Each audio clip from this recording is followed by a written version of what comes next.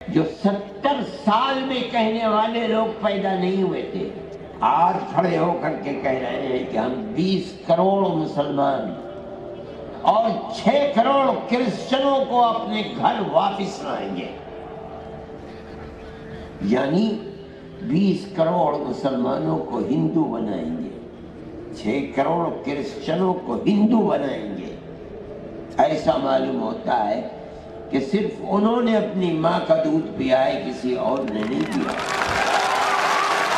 جمعیت علماء ہند ملک تو برباد ہو جائے گا.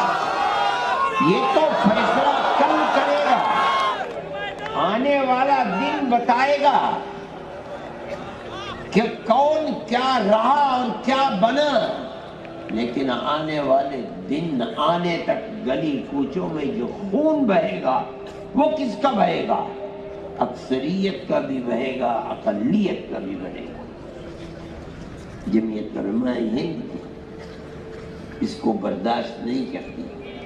ہم کہتے ہیں ہر ایسی آواز جو ملک کو تباہی، بربادی، بدامنی، دشمنی کی طرف لے کر چلتی ہے، وہ آواز ملک کے غدار کی آواز ہے، ملک کے وفادار کی آواز ہے.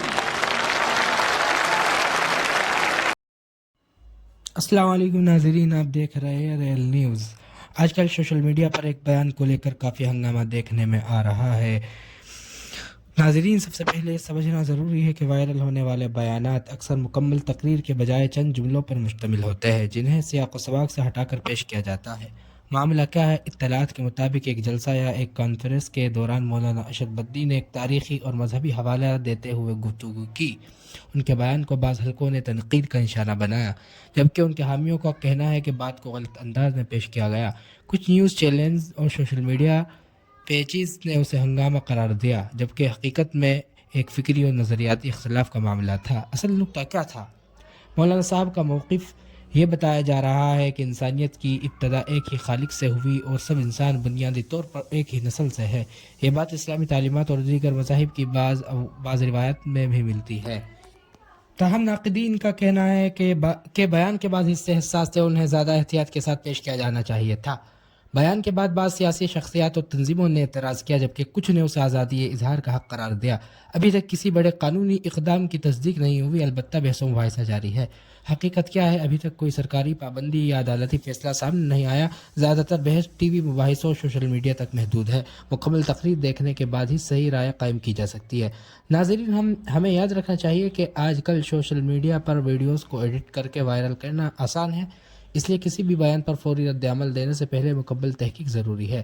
عوام کے لیے پیغام: مکمل تقریر سنیں، تصدیق شدہ ذرائع دیکھیں، نفرت انگیز تبصروں سے بچیں، اختلاف رائے کو مہذب انداز میں پیش کریں.